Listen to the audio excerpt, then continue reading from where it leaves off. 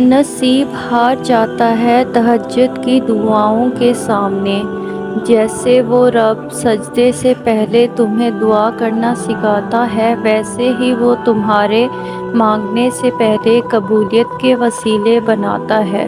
تہجد کی ایک دعا ساری زندگی بدل دیتی ہے۔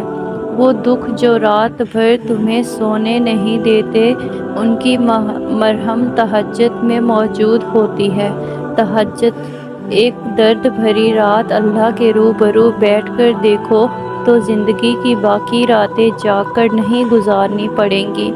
میں تیرا ہی محتاج ہوں، اے میرے اللہ، تجھ سے ہی مانگتا ہوں، کیونکہ مجھے یقین ہے کہ تو ہی میری حاجت روائی کرے گا۔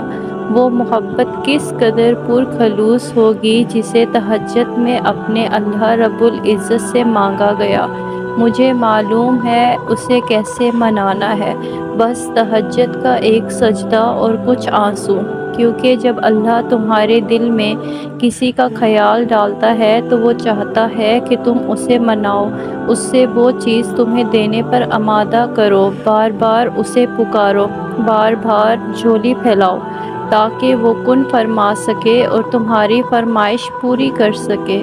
مصیبت کا مقابلہ صبر سے کرو اور نعمتوں کی حفاظت شکر سے۔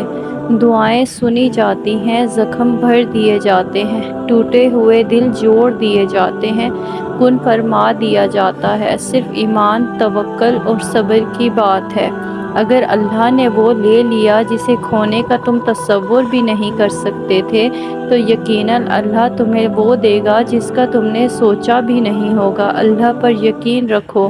اللہ کی محبت ایک ایسا احساس ہے کہ وہ تمہیں جسے پانے کے بعد کسی انسان کی محبت کی ضرورت نہیں رہتی۔ اللہ ضائع نہیں کرے گا تمہارا تہجد کا وہ سجدہ، تمہاری وہ دعائیں اور تمہارا وہ صبر۔